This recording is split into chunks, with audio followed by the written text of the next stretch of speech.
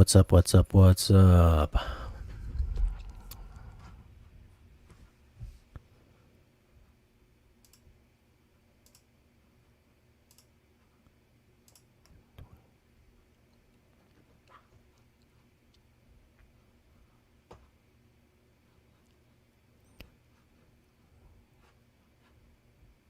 What's up, guys?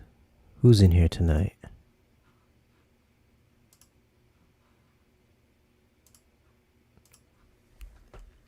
So I'm taking a little break from editing video. I'm working on this Bowers & Wilkins subwoofer review. So I've been doing that all day, so I figured I would just hop on and see what you guys were up to tonight. Maybe do a little weekly recap of some stuff that I did last week. What can we do? Let's see who we got here first of all. What's up, Starscape? Damn, this is late chat. It's only 2 a.m. It's 2 a.m. tonight. Well, for me, it's 2 a.m. Nemotech just woke up from Sweden. Looks like you on a 12-hour time frame there. 7 a.m. in the UK. Is it 7 o'clock? Huh. But let's that's right, 2 a.m. in New York. You're in New York, I'm in Connecticut. We're in the same coastal region. So what did I do last week? What did I do recently? Recently I did the Martin Logan review. I don't know if you guys seen that or not. The funny thing about that review is I used a clip of Edge of Tomorrow in that review. I think that clip was like maybe 30-40 seconds long or something like that. Like it was in the middle of the video. And today I get a copyright claim from Warner Brothers, which is weird because in the claim it's like a manual claim. So it's like when you get a claim, it says a copyright owner claims some content in your video. And it says, let me read it to you. Like, I don't know if you guys make videos or not, but it doesn't, it's not like a copyright strike or anything like that, but it's a manual claim. So that means like somebody from Warner Brothers watched this video and was like, I'm going to put a copyright claim on it and I'm going to take all the revenue that you make from this video. So it's like, I was like, who from Warner Brothers is watching my speaker review? And why did they put a claim on my speaker review, but they didn't put a claim on my Edge of Tomorrow movie 4K Blu-ray review, which half of the video is nothing but clips? But they stung me with a copyright claim for a very short clip in my speaker review. So I mean, man, like, what are those Warner Brother guys doing over there? They're watching me. They're watching me. I don't know why they're doing that. So I had to go in and I had to like trim out the little part where I spoke about the sound using Edge of Tomorrow. So now it's going to be like this weird gap where I talk about Underwater, then it switches over to like Justice League. So it's going to be like a weird gap there. Oh my God. Like, that's the kind of stuff I hate, man. Usually I post a video and I'll let it sit for like a day or two just so I can see if any copyrights pop up. And if I don't get a copyright claim, then I'll make it public and make it viewable to the public. But man, they got me. Only like 1 or 2 days later, they got me. It sucks. That like ruins my whole thing. Ruins my whole video now. So I did that. What did I do? I did that on Saturday, I think. Saturday or Sunday or something like that. Maybe it was Friday. I don't even know anymore. But that blows though, man. Warner Brothers, you suck. It's like you try to put a dispute in and it doesn't work, man. Like those guys don't budge. Even if it's for educational purposes, they don't budge. What's up, Big Kane 23? What's up, buddy? Haven't seen you on the chat in a while. What's up, Frank V? Just ordered my AVM 90. Can't wait till the fall. That's a wait for you, huh? I don't know if those bugs have been worked out, but I hear there's still some issues with with those processors. So you're going to have to keep us informed on that, because they aren't giving them to reviewers anytime soon, as far as I know.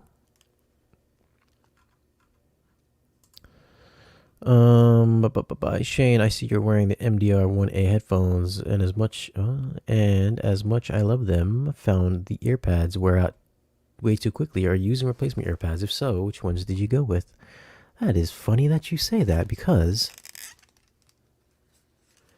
just recently I realized that they are actually falling apart. I went to put them on yesterday, and they are falling apart already.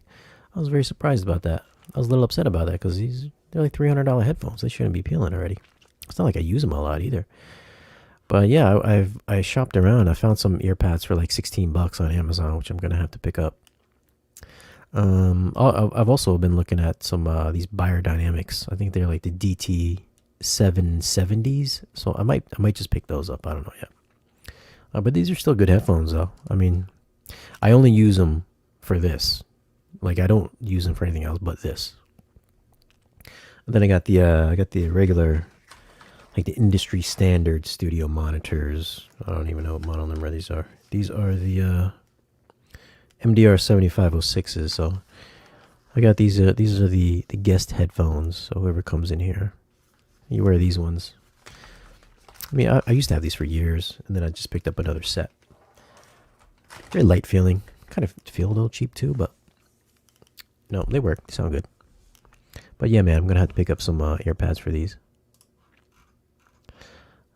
Oddly enough, you noticed that. Thank you for the super chat there, Nino. Hi Shane, love your reviews. If I may, I'd like to recommend that you check out the Gershman Studio 2.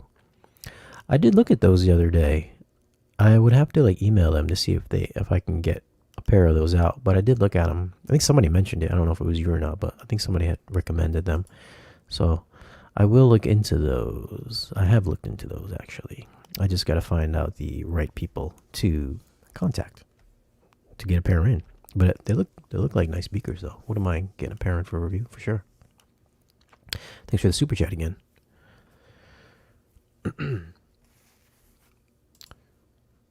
Cable Guy, TK, partly thanks to your review, I'm about to upgrade from the 600 series to the Arendal 1723S series. Can't wait. Good choice. As much as I like those 600s, which aren't bad, I don't think we did the review on that. I had some 600s here, the little bookshelves, but I don't think we ever got around to reviewing them. I think I had to give them back too soon, unfortunately. But yeah, man, the Arendals.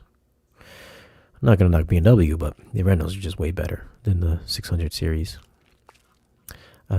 Sorry, 600 series owners, if you guys are in the chat. But the Arendals, yeah, they kind of much better sounding. To me, at least, they're better sounding.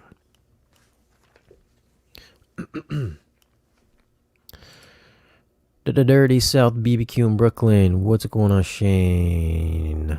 What's up with the clip champs? My R115 amp just went out, and it was a replacement amp. Thinking about another brand under $1,000. What do you recommend?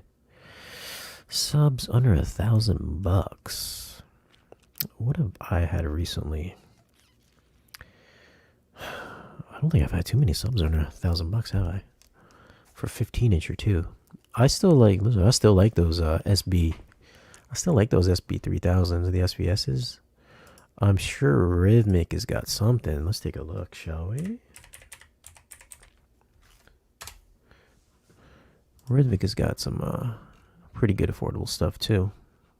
Let's share this screen.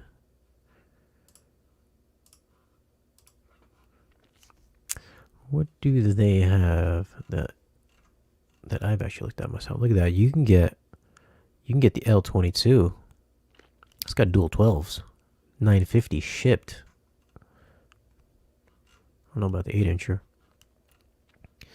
I hear these F12s are pretty banging too. Look at that right there. Actually, you know what? I would probably check out these instead. L22. What a performance on these guys. So, damn, these things go down pretty low. So it looks like you're getting about, what is that, 15 hertz? 20 hertz. Let's just see what it says. Frequency response. Look at that, man. Yo, these are going down to like 12 hertz. Probably in room. 12 hertz? I know that's gonna rock those clipshes. And these are 950. This is dual 12 right there. 950 right there. Look at that sealed sub. Mm-hmm. That looks like a winner for $1,000. I haven't heard that personally, but I mean, just from looking at the specs and from the 18-inch I have, I mean, those specs pretty much line up with what I got response-wise in my room. Actually, I think my response in my room was a little bit better than their rated specs. So, I mean, depending on what your room gain is going to change as well. So, I mean, I would look at that. If they gave out review samples, I would definitely would have had 2 of these in by now. But I mean, that looks impressive though for $950 shipped. I think it's tax free too. I don't think I pay tax on mine. But yo, I would check that out. $5 super chat. Thank you, Lemon James. Interesting name. Is your name really Lemon? Love the channel. What is the official date for the Snyder Cut of Justice League? And I'm looking for an amp under $500 to run 2 12-inch subs. Man, under $500. Under $500, I would go to eBay or something like that and see what you can get for like you can get some good. Actually, I bought my first sub amp. What? Damn it, man! I forgot what it was. I forgot the name of the brand. It wasn't a Crown amp. Crap, I can't. It's not coming to me right now. It was like the EP2000 or something. Let me see if I can look it up. EP2000, EP4000. No, 2400 amp. I remember it was a Behringer. I bought a Behringer amp. That's what it was. Inexpensive amp. I actually gave this to one of my friends because I wasn't using it. This is I'm sure there are better amps out there, but I got it for like $200. No, actually, I think I paid $150 for it. It was like used. I think you can get these on the used market for like $150. But it's something like 1200 watts a channel or something like that. Yeah, 2 by 1200 watts, which is beast. You know what I'm saying? Like, it worked good too. So for $500, I'm sure you can score one of these for a fairly cheap price on the used market. Other than that, I don't know of any other. I haven't used any other like subwoofer amps like that. Like, I'm aware like people like to buy Crown amps and all that, which you can pick up on Amazon for a decent price. But I've had this particular one for maybe like 8 years, and they were running my SVS subs for a while and some other homemade subs that I had. You know, it never failed. So I would check that out. You know, check out the used market. Or Facebook too. People are always dumping these products, Crown amps, Behringers and stuff like that for cheap. So I would check that out. If I still had mine, if I didn't give it away, shit, I'd sell it to you. But I don't have it anymore. I'll sell it to you for like $100 or something. Super heavy too. They're like 50 pounds. Like, that thing is like 50 pounds. Like, that weighs more than like most like Emotiva amps. That thing weighs more than Emotiva amp. And that thing is like a 2U height too. It's like a tiny amp. Super heavy.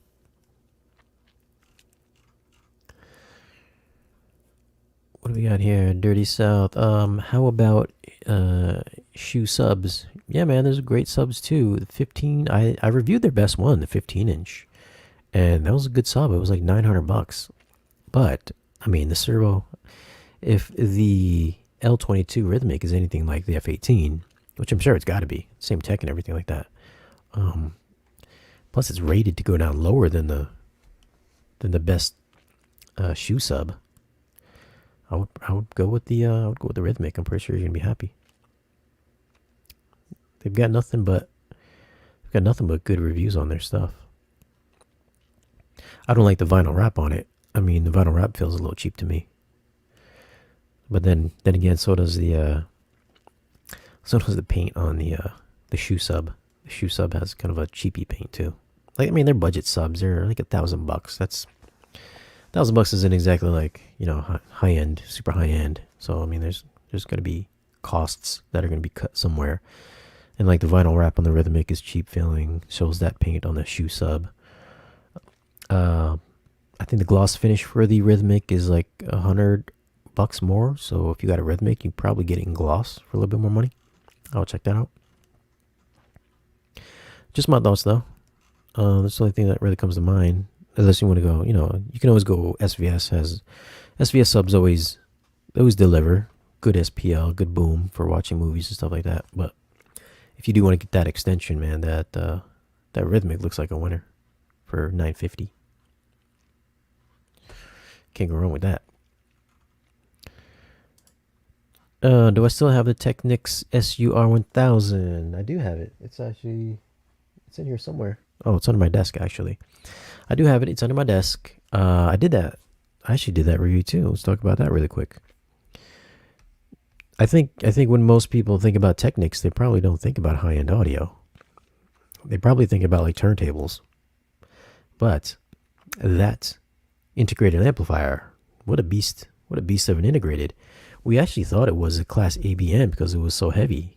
Because this thing is I don't know, was it 50 pounds or 60 pounds or something like that? So we shot the video. And we're like, yeah, this is a Class AB amp. It's rated at like 100 watts a channel or something. And then I was like, man, that doesn't sound right. So I had to go back and reshoot that part. Actually, I think I may have cut that part out because I think Bill had said it was like Class AB, when in actuality it's Class D. So a beefy Class D amplifier. Very heavy, super heavy for a Class D amp too. I was very surprised about that one when I reread the specs on that. But yeah, man, it's I still got it here. I think I'm gonna return it probably next week. I did get that one from Value Electronics, so they let me borrow it. They're a big Technics dealer over there, so if you are interested in it, man, what a good price. Pretty pricey though, man. It's like 10 G's for that thing. That's the thing, man. Like 10 grand for that. Unless you're like, I don't even know, man. 10 grand, that seems like a lot of money. That seems like a lot of money. That's hard to justify. Hard for me to justify 10 grand. But we did like it better than the M33. And I really like the M33. Like I've been on the fence whether or not I want to buy the M33 and keep it for just for 2-channel because it's like super easy to use. Like I really like using it, and my wife can use it, and everybody that comes over to the house, they can use it because they just whip out their phone and they can just play from Apple Music or whatever. They can AirPlay to it. And Roon works with it, which is cool. Like I use Roon like all the time. But then again, I was thinking like, man, if I want to have like a reference 2-channel setup, like I would want to have something that's like really reference. So I mean, you know, I was looking at, you know, I'm a Macintosh kind of guy, so I was looking at the 462 Mac, which is, I don't know, what's the price on that? Like $8,000 or something like that? Or maybe it's 10, I don't know. I think it's 8,000. Somebody probably knows. But I was thinking about getting the Macintosh 462 because I think that came out not that long ago, maybe like a year or two ago. So that should be relevant for the next few years. And, that's a nice little benchmark to be at, which, will add some good, I guess, like credibility when we do like future comparisons and stuff like that. So something either sounds better than it or it can sound worse than it. So I was thinking that would be a good piece to have as a reference point rather than having the M33. Plus, it's just an amplifier; it's not integrated. But again, man, the Technics, solid amp, really good sounding amp, very detailed amp too. But it is going to go back to Value Electronics. Speaking of Value Electronics, do I work for Value Electronics? I do not work for Value Electronics. I actually met Robert. I met the owner, Robert, we were at a Sony unveiling. They were showing the Sony A1E OLED when Sony first released that. Their first OLED, which, by the way, I still have in my bedroom. I still have the Sony A1E in my bedroom, and it still looks great. And honestly, like I put it next to the A9G. I honestly couldn't tell the difference between the two. Like I'm just thinking maybe there's just a better processor in it, but they looked the same. They looked exactly the same. So I mean, anyways, yeah, that's where I met Robert. I met him at the A1E unveiling a couple of years back, and we've been buddies ever since. We've been friends ever since. You know, he helps out the channel. He gives me stuff to review, and then I believe he resells them at a store for a discount. So if I'm ever reviewing something and you want to buy it, you could probably call up Value Electronics and say, hey, Shane reviewed the NAD M33 or the Technics RU1000. I would like to buy it. You'd probably get a good discount on it because it's already open and I already used it.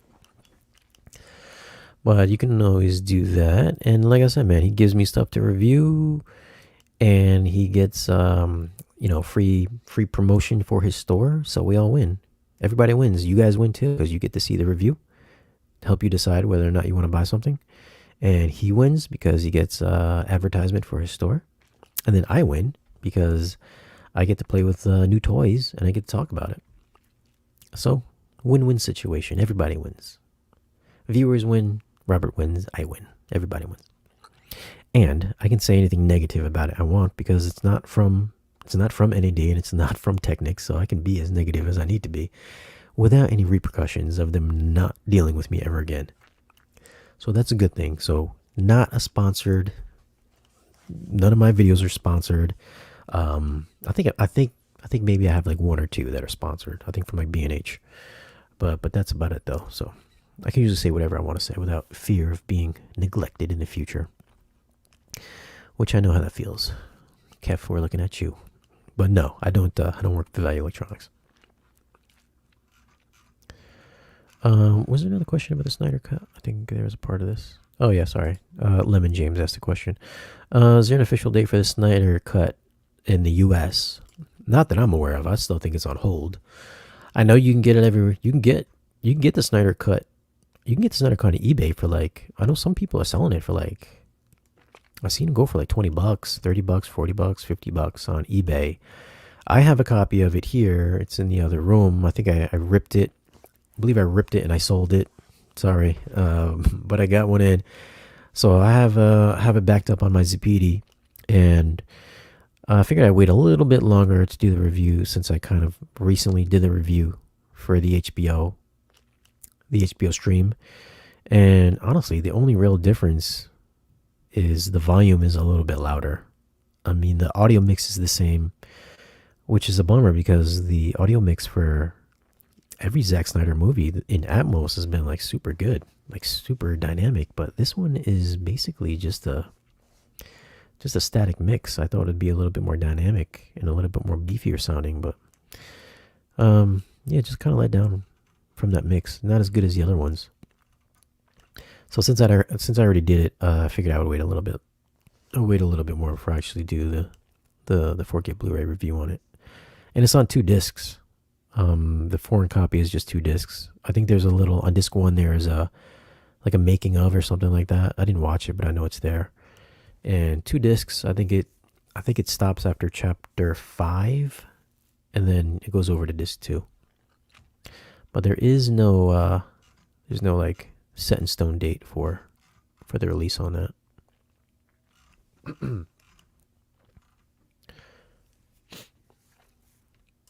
Neil Hansen, I should meet up with you so you can review the Anthem 1140. That would be cool, man. I wouldn't mind having the 1140 in my possession. JTR is the most powerful commercial sub you can get. It's like the equivalent of 5 PB16 Ultras. I'm sure it is, man. Everybody's talking about it. I'm sure it is. I'm just curious. I would like to see how it does for like movies and stuff like that. Like, I think a lot of people get obsessed because it's got gigantic drivers and everything like that. And I'm sure, and it probably plays extremely loud. It's probably got extremely loud, high SPL. But I'm a little curious to see how it would do against something a little bit more nimble.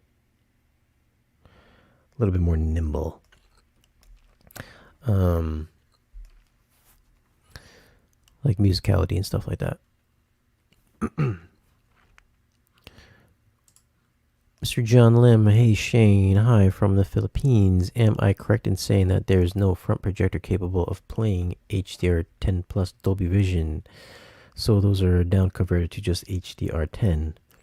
As far as I know, I think there's like one Chinese ultra short throw that's supposed to do Dolby Vision. I'm sure it's not doing it correctly, but there is no actual like real HDR10 plus Dolby Vision projectors out there.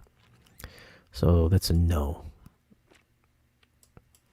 I think there's one review for the Dolby Vision ultra short throw.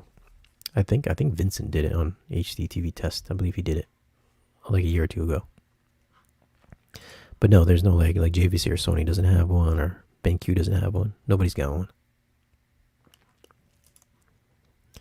Were you able to see a Panasonic OLED at Value Electronics? What's your opinion on it?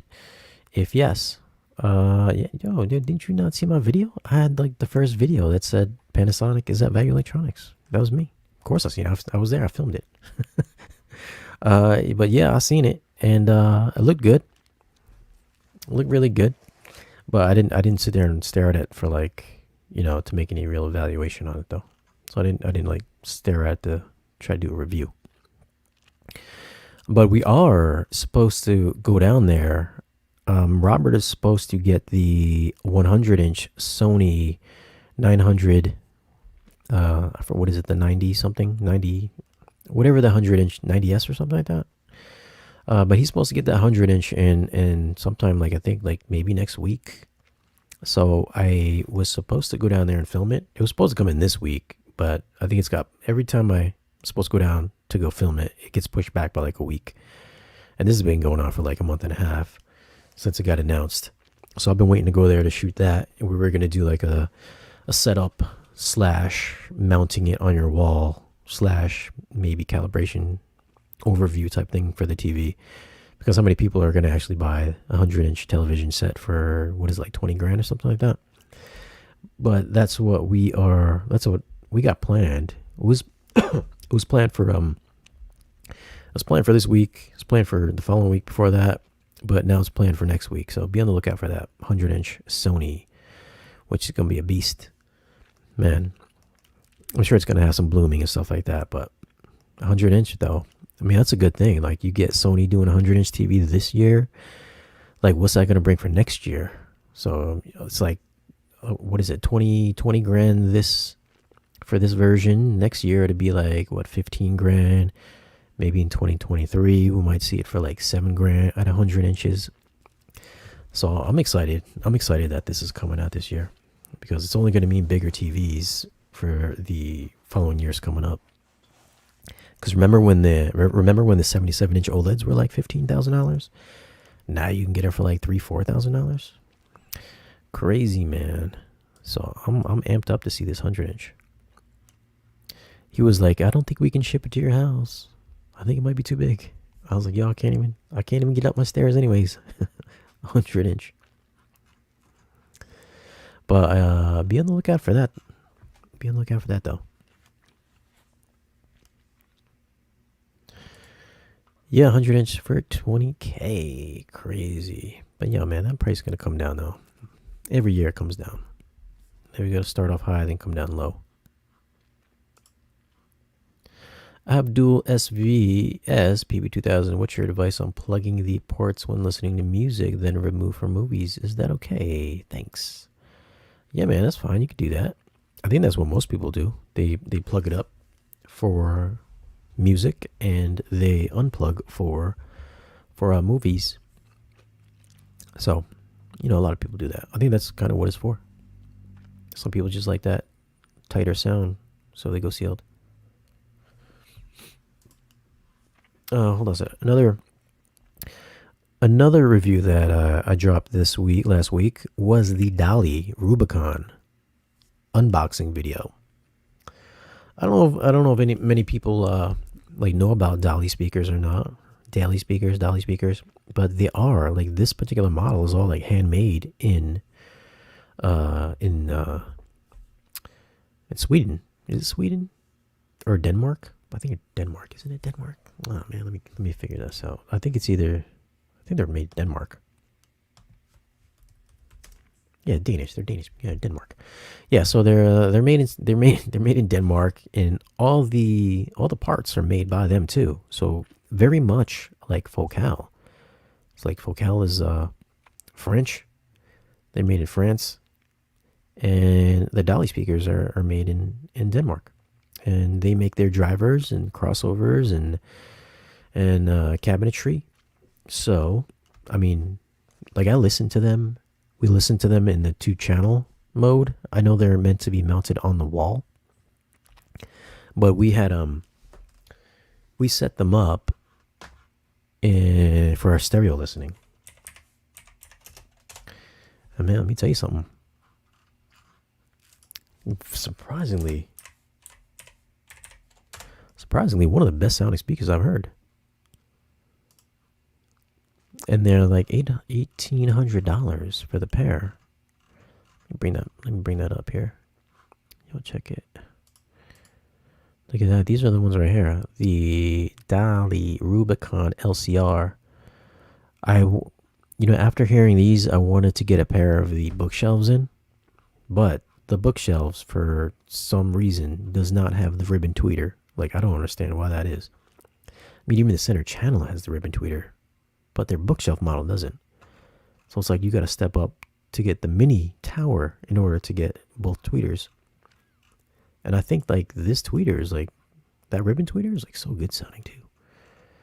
Like it's an awesome. I love that. I love the sound of this this tweeter, of this combo, that combo. And this is, man, I told them, man, I was like, hey, could you guys send me the high gloss black lacquer? Because that's like that's like the good color for home theater. And they sent me 5 walnut. They sent me 5 walnut ones. Like, it looks like my granddaddy speakers. Okay? Like, I probably would have been even happier with the Rosso veneer, which is kind of like a rosewood. But man, they sent me the walnut. Like, jeez. Jeez, guys. Like, that don't even match anything in my home theater. My whole entire theater is black. They sent me walnut. Drove me crazy. I was like, crap, that looks weird. But, some great sounding speakers, though. The cool thing is that you can turn this module sideways if you want to tilt it on the side. I don't know if they got a picture of that here or not, but you can swing it around and use that as there it is. You can mount it underneath the telly, and it's all on wall too, man. Like, it's cool. I wanted to get them because I thought maybe they would sound better than my Bowers and Wilkins. See that? You can turn the whole tweeter assembly sideways, which is pretty cool. And the ports are on the bottom, so they're supposed to fire down your wall and use the wall to enhance bass as well, which is a novel idea. But man, people sleeping on these speakers. I don't know why. Nobody talks about Dolly speakers. At least for home theater, I know some 2-channel guys talk about it, but these are some banging speakers, though. Very banging speakers. Even more banging if they was black instead of walnut. We'll just keep that on black. But yeah, man, I'm gonna be working on that review after I wrap up this subwoofer review. I'm gonna put those in the theater. Luckily, 3 of them are gonna go behind the screen, so I don't have to look at them.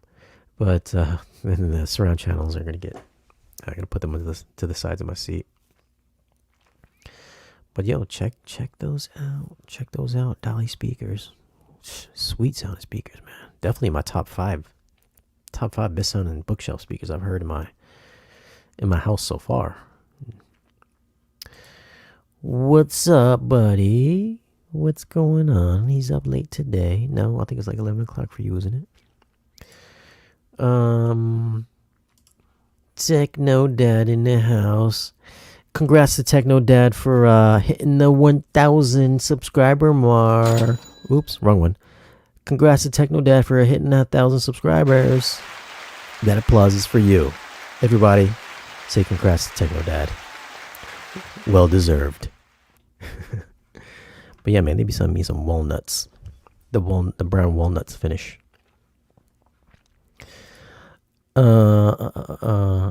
Mr. Fred, I will let you use my Anthem for my Trinov. If you lived in Connecticut, I might take you up on that offer. That's how generous I am. If you were in Connecticut, I would drive down to your place and let you use my Trinov, and I'd swap you for a little bit for your AVM 70. And by the way, I believe Fred is a patron subscriber. You guys can also sign up for Patreon if you would like, for as little as $1 a month. For what do you get for $1 a month? Well, you get access to Patreon-only content and news on upcoming videos. Shout out on the channel as well, which I usually do monthly. Got questions? You can always ask here, because yes, we barely answer anybody on Facebook or on Twitter or on Instagram. But if you join Patreon, you can message me any time of the day, and I will answer you back if I'm not asleep. So if you were to hit me up right now, I would hit you up right now during this chat. You also get discounts on equipment and other merchandise. So if I'm reviewing something, usually I'll sell them for half off. So if I was going to review something like, I don't know, a pair of Kef LS50 Metas that are like $1,500, I probably would sell them to you for like $700. So a win-win situation. Plus you get discounts on AV equipment from Value Electronics through me. And if you sign up for the $5 tier, you can add digital monthly giveaways. But to be honest with you, ever since COVID hit, nobody's really been getting any freebie movies to review. So I've been having to give away like $30, $40 Amazon gift cards. That's why I put here. Monthly digital freebie giveaway or Amazon card as a replacement. And no, not everybody gets an Amazon card. If I gave everybody a $30 Amazon card, and I have 130 subscribers on Patreon, we're looking at a lot of money. We're looking at like $3,000, over $3,000. So the people that ask me, how come I didn't get my free movie? Where is my free 4K Blu-ray? Do we get to select which one we want? No, man, not everybody gets one. Like, what am I, made of money? I'm just giving shit away for free to everybody? But no, not everyone gets a digital freebie every month. No. And then, of course, $10 a month. Yeah, we can do one-on-one video chats per month. Not everyone takes me up on that. Some people they just want to give me $10 a month, which is great. Thank you for that. And of course, listen, you get all those benefits and perks being a Patreon member. But I don't use that money just to pocket it and go to Wendy's and Popeyes every day. I actually do use it to purchase equipment, which I then also sell back to the community on Patreon. Or I buy equipment like computers and stuff like that, camera lenses, to make my videos look better. So all the money from there actually does go back into the channel, and it also goes back to many of you guys there on Patreon as well. So if you guys want to sign up for that, you can join it for as little as $12 a year. That's $1 a month. If you can't afford $1 a month, then you are officially a broke ass, and you really don't like me whatsoever. Just my thoughts. Just all I'm saying. All right. Don't feel obligated, but Patreon is there if you want to come join. That's my Patreon pitch. Oh, you're welcome, Techno Dad. Give Techno the shout out. Dominus, Shane, have you ever tried bass shakers? I can. Yes, I did do a review on some bass shakers, aka the Croson Tech shakers. I did that review many months ago, maybe like 2 months ago or so. Very expensive bass shakers, or as they like to call them, tactile transducers. So what differentiates them from, like, say, a butt kicker is they actually just have like a steel plate that vibrates up and down. I think it's like maybe it's like a steel plate with like a magnet in it or something like that, and it charges it and it shakes the entire platform. Whereas a kicker or something you get from like Parts Express, there's actually a motor in there with a weight, and it shakes the weight, it spins it, vibrates the weight, and it's usually like at this big dome piece where the weight vibrates. Whereas the Croson is basically just like a little 4x4 plate. I think it's 4x4 or 5x5 plate and it's a little platform that just vibrates. So the vibration is much more, I'd say, tactile and also much more accurate in its shaking abilities, since it's not shaking an entire thing. It's not taking a whole weight and shaking it. It's making very minimal movements to shake your entire chair. So you can get, if you get their amplifier, it'll reach down to like 5 hertz.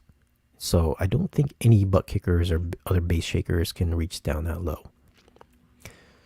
So that's one of the good things about the Croson ones. So if you want to check that out, check out the Croson techs. They're supposed to be the best ones. And also the Croson ones are the ones that you find in these 4D theaters, I think they're called, the 4D theaters where the chairs shake. So those are the guys that actually put those seat shakers in those chairs. So they're the company behind that. And they also do stuff for like science facilities where they need to shake containers and stuff like that. I mean, that's what the man told me. So they use it for other purposes other than home theater stuff. Home theater stuff is actually not even the man's main thing. It's for like scientific purposes where they use them for labs.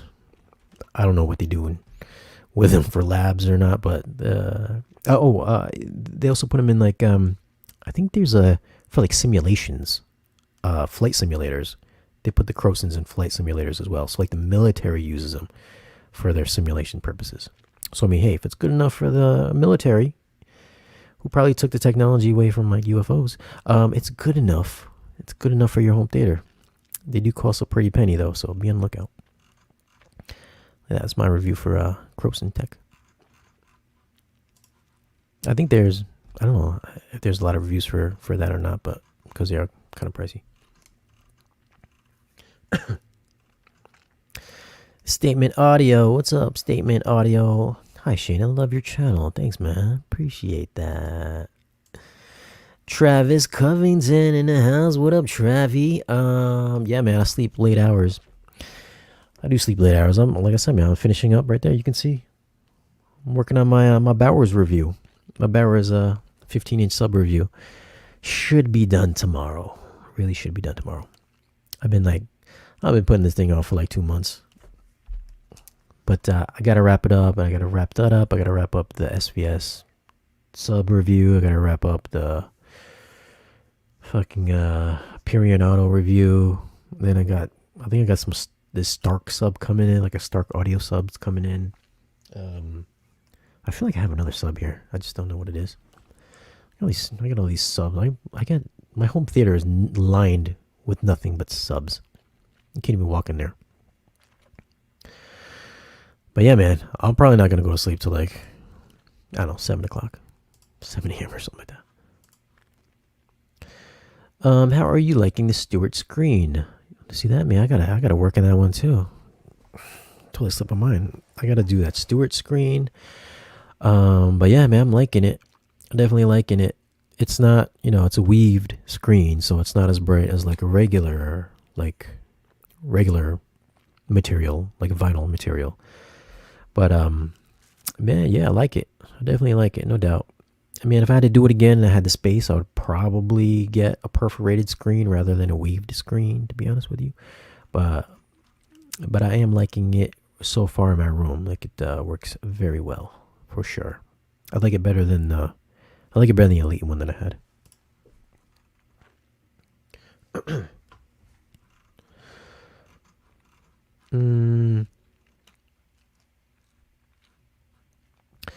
That's protected. What is the new mix? What is the new mix? Oh, what is the new mic? We got a new mic in hand, which is supposed to be better than the old one. Well, it is better than the old one. This one is a Neumann. This is a Neumann TLM 103. Very popular industry standard voiceover mic, which I wanted to pick up since I do a lot of voiceovers for me videos. So I wanted to get the best mic for voiceovers. So I picked up the 103 and I sold one of my Shure mics. I forgot what the model number of that Shure mic is. Oh, SM7B. I still have an SM7B right there. Everybody has the SM7B. That's like, I think Michael Jackson's Thriller was recorded on the Shure SM7B. But then a ton of voiceovers have been done with this particular mic as well. And songs also. So that's what the new mic is. Cool mic, a lot smaller. A lot smaller than the other one. Yeah, it's like tiny compared to the other one. It's also like 3 times the price too. Oh, and speaking of which, if it wasn't for Patreon, I would not have this mic right now. You guys would hear me talking into a muffled mic. So thank you, Patreon subscribers, for helping to fund purchase this brand new voiceover mic. Kudos, patrons, once again. Hi, bro. When is the review for the Zappity coming? I know, man. I've been putting that shit off for like, we're almost at like 6 months now, right? God, I was thinking about that today. It's hard to show. It's hard to show because the difference is really kind of a minute thing. Like, I mean, the picture is a little bit cleaner. I mean, that's the only thing I can really say. The picture is a little bit cleaner on the Pro. I mean, on the Zappity Ace. I think you're talking about the Zappity Ace because I did the one for the Pro. The Pro's been done like a year ago, but doing the comparison with the Pro versus the Ace is pretty minimal difference. Pretty minimal difference. I don't know if I would say it's worth twice the cost, but you know, I guess the higher you go up for incremental increases in performance, it's like you got to pay a lot of money. That just seems to be the way AV works. You know what I'm saying? Storm Audio Mark 1 or the Muse. Thanks. Oh, Mark 1 or the Muse, huh? I would probably go with the Storm Audio because I know Storm Audio has a tried and true room correction with Dirac. And I don't even know if the Muse has their room correction out yet. I think it was like in beta forever, right? So I don't even know if it's like official yet. Plus, I think you gotta like line up like 5 mics around your room. I have no idea what that even costs, but those mics, I think they're using what, U-Mic 1s? Maybe like 5 of those placed around your room. So that kit's got to cost a good, pretty penny. Maybe $1,000 or $2,000. You know, I'm just guessing. Just a guess. Whereas the Storm Audio, which I'm pretty sure you can get at a good price. Nowadays, probably used market since the Mark II was out. So, I mean, you know, if it was me, I'd probably go Mark 1. Plus those guys over there, they don't want to send me a Muse. They've been saying for the past year and a half they're going to send me one. But they're always sold out. Like, we're sold out. It's such a good problem to have. They're sold out. We can't send you one. Like, man, I got tired of asking them. But sorry, guys. Any chance of you doing a review of Terminator Salvation 4K? Is Terminator Salvation even in 4K? Isn't that the one with Christian Bale? I don't recall seeing that in 4K. I could be wrong. I mean, I could look it up, but I don't recall that being in 4K.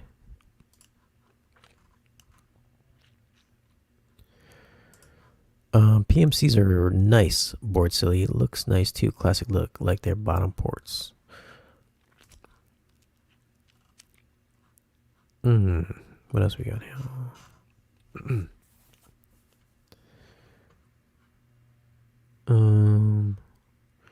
Do you still recommend the RX V6A? That yeah, man, that $300 AVR? Yeah, for $300, that's a good receiver right there. For $300, sure, yeah. I mean, good for $300, no doubt. I don't know what they're gonna do about the HDMI 2.1, but I think Technodata is working on that review too. But yeah, man, it's good for $300. Hi Shane, have you ever reviewed or talked about video processors like the Lumagen or Mad VR? What do you think about them? I think they would work really well with projectors, that's for sure. I know like tone mapping works. They work well for tone mapping, really good for tone mapping on your projector. And for different aspect ratios and stuff like that. But I was gonna actually get a Lumigen, but I figured I probably wouldn't get one until after I moved out of the apartment into like a bigger space because it just didn't make sense for me to get it though. But I did have contemplated. I was contemplating on getting one though. Just probably not now. Probably in the future. Plus, I don't know. It's like spending all that money for the Lumigen right now. I don't know if HDMI 2.1 is going to become a thing in the future for projectors or not. And I don't know if that can be upgraded to 2.1. So another reason why I held off on picking up a Lumigen, because I don't know how that is going to deal with HDMI 2.1 in the future. And those things ain't cheap, man. They're like, they're like 6, 7, 8, 9, 10 grand. So bad boys ain't cheap. So that's another reason why I have not picked it up. And it's not like, I get them for free. I still have to pay for them.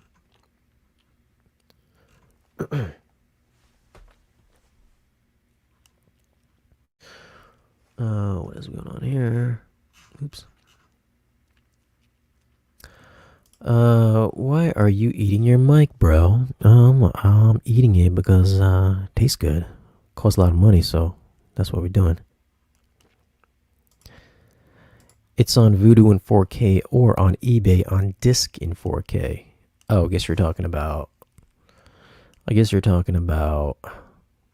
Terminator Salvation. I think is it an Atmos? Like I don't think it's an Atmos, right? Correct me if I'm wrong. If it is, I'm pretty sure it's not an Atmos. I'll have to check on the Kaleidoscape too. Have you ever considered to replace your Trinnov, or are you still happy for it and regard it as the best out there? Would I ever replace my Trinnov? If you can think of something that is actually better than the Trinnov, then I would entertain the idea, but I can't think of anything immediately. I mean, I can think of like, stuff in the same category. It's like the Storm Audio and possibly the Lingdorf MP60, which, by the way, is supposed to show up sometime. I don't know when. They're supposed to ship me one of those. But other than that, I mean, I think if you're going to build a humongous theater at some point in the future, which I hope to, once I get out of here, put all those speaker outputs to usage. I don't know of any other processor that processes the audio quite the same way as the Trinnov does. Plus, the Trinnov is software upgradable, whereas the other ones are chip-based, which are basically kind of like glorified AVRs, you know what I'm saying? So it's like if there's an update for it, you have to wait for the chip manufacturer to implement it on their chip to make it available for that chip.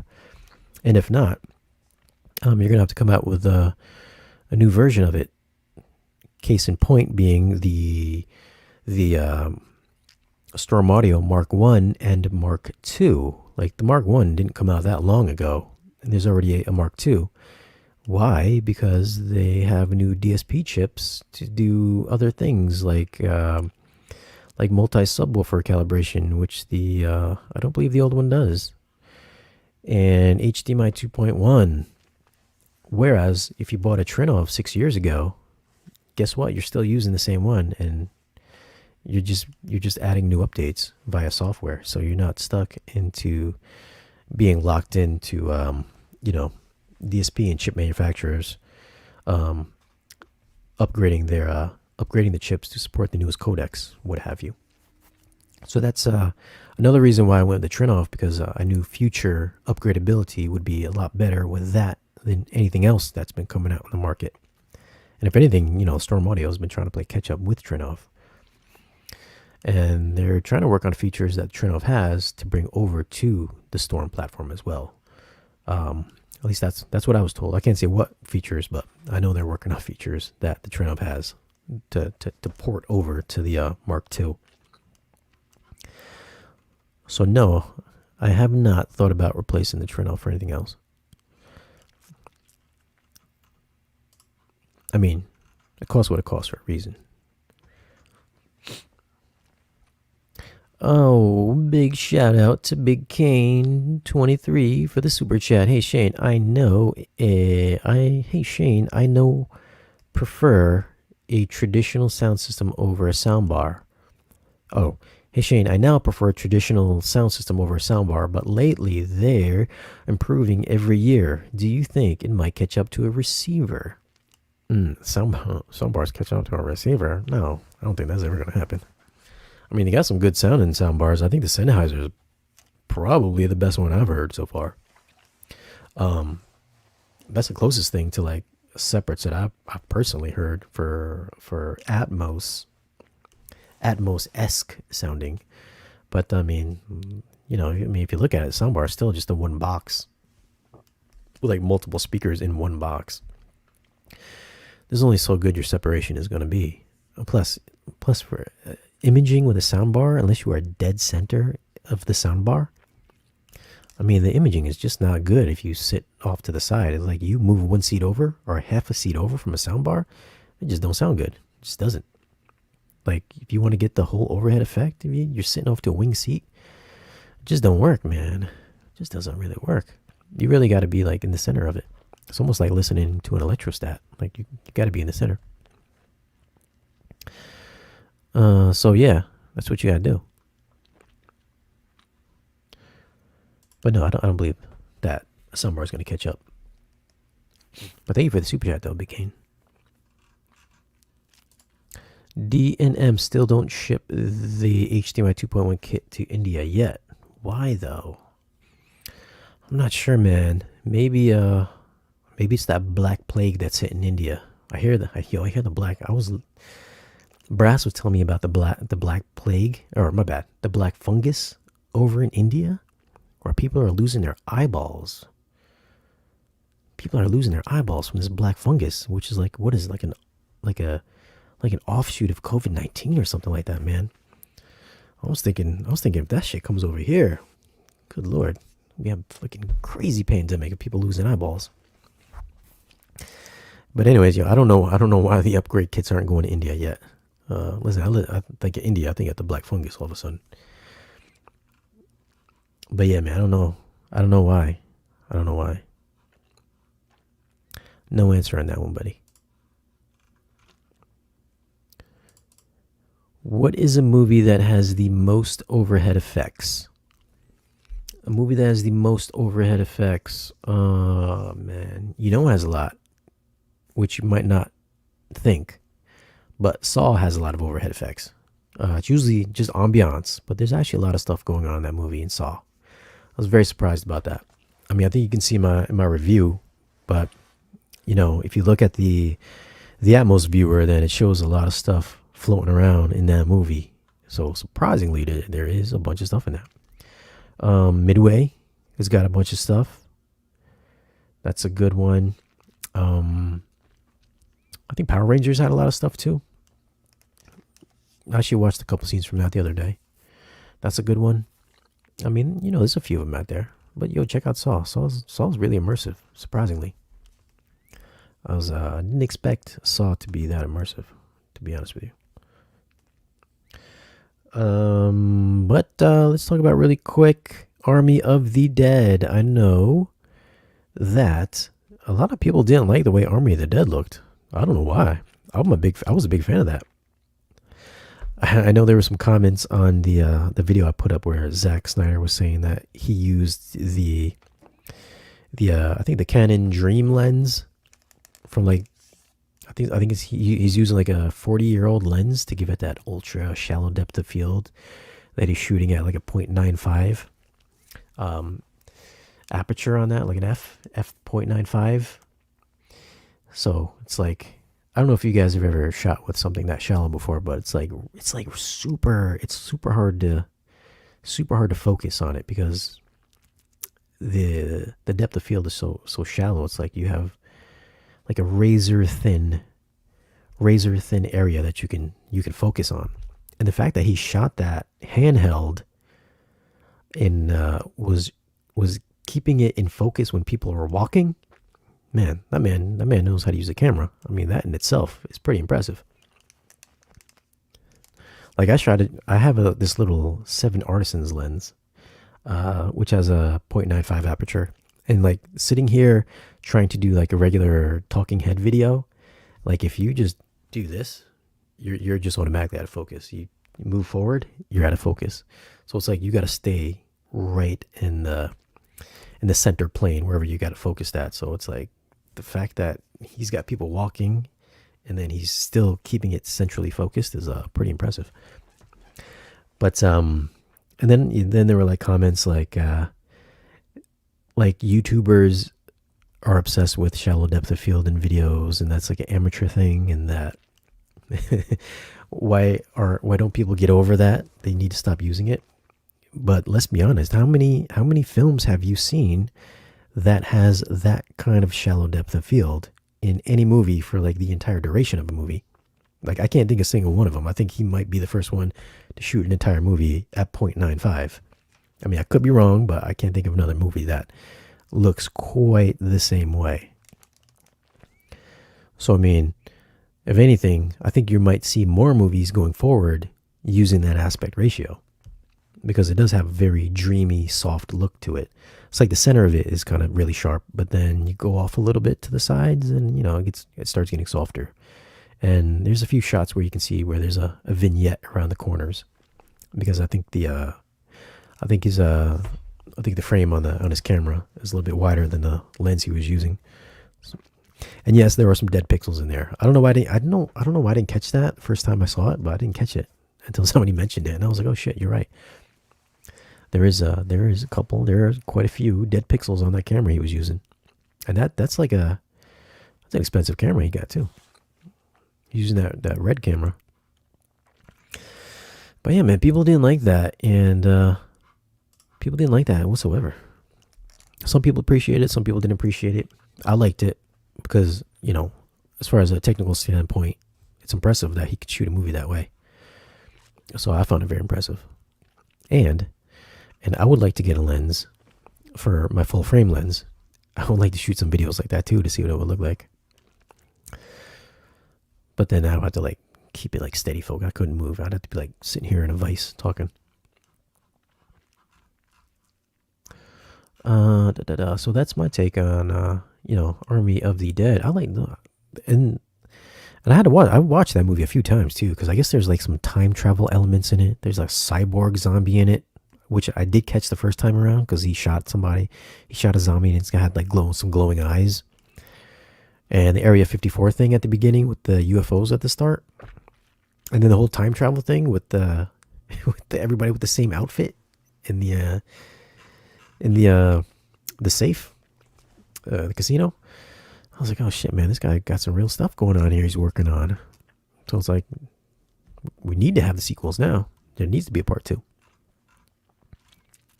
And yeah, man, it was a long movie. It was like 2.5 hours long. I didn't think it was that bad though. The only thing I really didn't like about that movie was the daughter. The daughter was like the worst character in the movie. Like, she went in there, got pretty much everybody killed, all to go save that lady, which inevitably in the end, spoiler alert, the lady she goes to save dies anyways. And she was like a little a-hole to her dad the entire movie. Listen, you got your dad killed too because you were like a bratty child. Good Lord, man. I was really pissed about that character. Like, that's the only thing that kind of upset me about that movie. That daughter was just like a waste.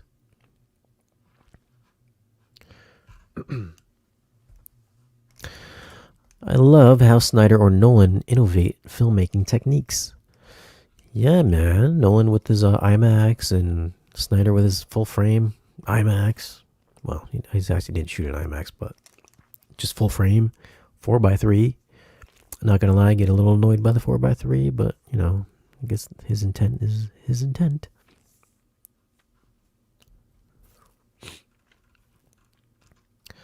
Nemo Tag, I am thinking of upgrading this year. I got 2 options. Should I upgrade to the XTZ M6 FLR, front left right, or should I upgrade and get more power? Powering them with Emotiva Base XA 5175. Which route to take? What should you take? I would probably upgrade your amp. Yeah, for sure. I spoke to XTZ last week, as a matter of fact, and I think they're going to send me either the M6s or the M8s. I told him at least I need to have matching M6s or M8s up front, and then we can do the rest, like all M6s or so. But so we're looking at the whatever their 15-inch subwoofer they got there. No, I think it's their 12-inch sub. They have the 12-inch sub with a port on the bottom, with the slot port on the bottom, and then the I think like 7 of the M6s or 7 of the M8s, but and then they're gonna send over their A400 amplifier. I think that's the model number. I think it's, what is it, 2 by 200 watts each for a stereo review, along with something else they had. I forgot what else they had. Yeah, so it was the amps, it was the A400 amp, and then a pair of subs, and then I think like 7 M6s or M8s. Those guys are really slow though, so it's like I've been talking to them for a good like 8 months. And they got back to me like a week and a half ago. So I told them what I wanted, and the last time we went through this, I think they took about 4 months to get back to me. So I would anticipate getting a shipping notification maybe like in another 3 months from how they operate. So those guys are pretty slow. I also think they don't sell speakers here in the States, so that's one of those things where it's like I gotta wait for them to ship it from wherever they make their speakers at. UK or something? Sweden? UK? I'm not sure. But yeah, man, funny you bring that up because they did reach out to me last week. I'm excited. I mean, like I've seen those speakers around forever. They look like cool speakers. Like I like the whole multiple tweeter array that they have going on there. It reminds me of the old, well, not old. It reminds me of the M&K tweeters, the old S150s I used to have. So I've always been interested in getting those XTZs in. Why did you upgrade your Trinov 16 to 32 channels? I upgraded it just in case I wanted to add more speakers, so I went from 16 to 32. So that's why I did that one. And I've already maxed it out. Like I've added several subwoofers to it just to play around with it. And I've added some center back, and I've added a couple wide speakers. So that right there is already past the 16 channels. I mean, I've got that, plus like 4 subwoofers. I've had 4, 5, 6 subwoofers already hooked up to it, plus 9 lower channels and the 4 high channels. So that already maxes out the 16 channels. So that's why I stepped up from 16 to the 32.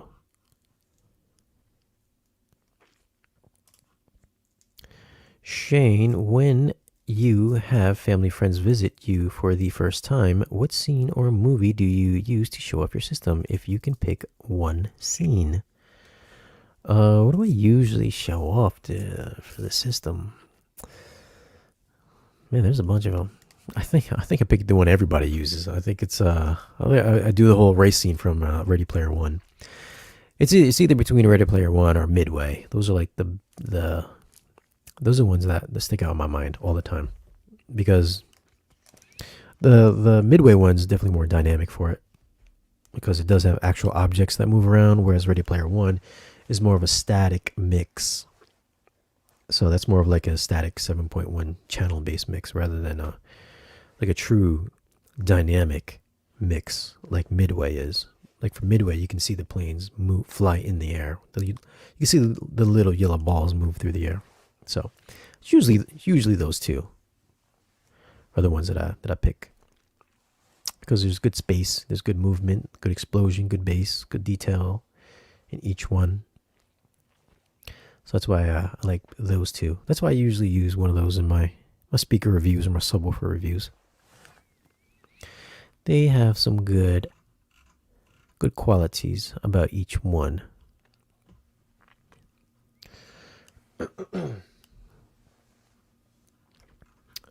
But yeah, it looks like the XTZs are made in Sweden.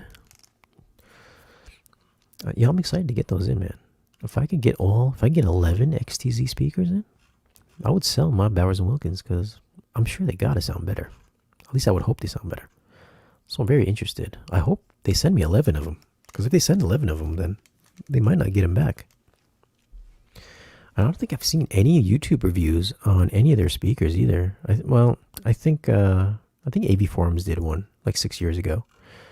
Other than that, I don't think there is any other reviews on XTC speakers. But what else? I think that's all. The news I have. Yeah, I think that's it. But yeah, we're at over an hour. But thanks guys for hanging out. If you guys do once again want to sign up for Patreon, listen, you can join for as little as $1 a month, $5 a month, or $10 a month. If you value the work that I put in here, that we put in here, my camera guys put in here and help me out, listen, you can donate there.